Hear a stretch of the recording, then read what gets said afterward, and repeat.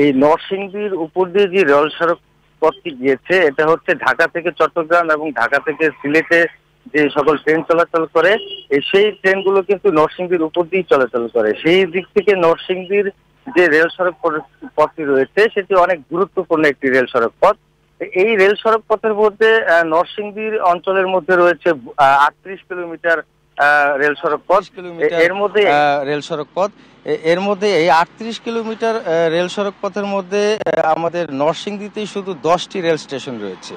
এর মধ্যে পলাশ উপজেলায় 3টি রেল স্টেশন, নরসিংদী সদর উপজেলায় 1টি রেল স্টেশন এবং রায়পুর উপজেলাতে রয়েছে 6টি রেল স্টেশন। এর মধ্যে রায়পুর উপজেলার 6টি রেল স্টেশনের মধ্যে 2টি, এর মধ্যে হচ্ছে আমিরগঞ্জ রেল স্টেশন এবং শ্রীনিধি রেল স্টেশন, এবং পলাশ উপজেলার টানঘোড়াশাল যে রেল স্টেশনটি রয়েছে, এই 3টি রেল স্টেশন 3 বছরেরও অধিক সময় ধরে স্টেশনগুলো বন্ধ রয়েছে। এর মধ্যে স্টেশনগুলোতে কোনো স্টেশন মাস্টার নেই কোনো জনবল, কোনো কর্মচারী কর্মকর্তা কেউই এই স্টেশনগুলোতে নেই। পুরো স্টেশনগুলোই তালাবদ্ধ করা এবং টিকিট কাউন্টারও বন্ধ রয়েছে। সেই সাথে এতে করে আসলে সাধারণ যাত্রীরা কিন্তু এই 3টা অঞ্চলে সাধারণ যাত্রীরা তাদের যে যাতায়াত ব্যবস্থা রেল সড়ক পথে সেখানে কিন্তু খুব দুর্ভোগ পোহাতে হচ্ছে তাদের। এবং যেই রেল ট্রেনগুলো চলাচল করছে, এর মধ্যে শুধু লোকাল ট্রেনগুলোই এই স্টেশনগুলোতে থামে। তাও মাঝখানের যে রেল লাইনটা আছে সেখানে ট্রেনগুলো থামার কারণে যাত্রীরা অনেক সময় ওঠানামা করতে গিয়ে ছোট বড় দুর্ঘটনার শিকার হচ্ছে।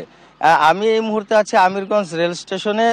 এখানকার যে স্থানীয় মানুষজন আছেন এবং যাত্রীরা আছেন তাদের সাথে কথা বলেছি। তারা যেটা বলছে যে এই স্টেশনগুলো চালু করার ব্যাপারে তারা দীর্ঘদিন ধরেই বিভিন্ন মানববন্ধন এবং বিক্ষোভ মিছিল, বিভিন্ন আন্দোলনের মাধ্যমে দাবি জানিয়ে আসছে, কিন্তু এখনো পর্যন্ত আসলে এই ব্যাপারে কোনো কর্তৃপক্ষ কোনো পদক্ষেপ নেয়নি।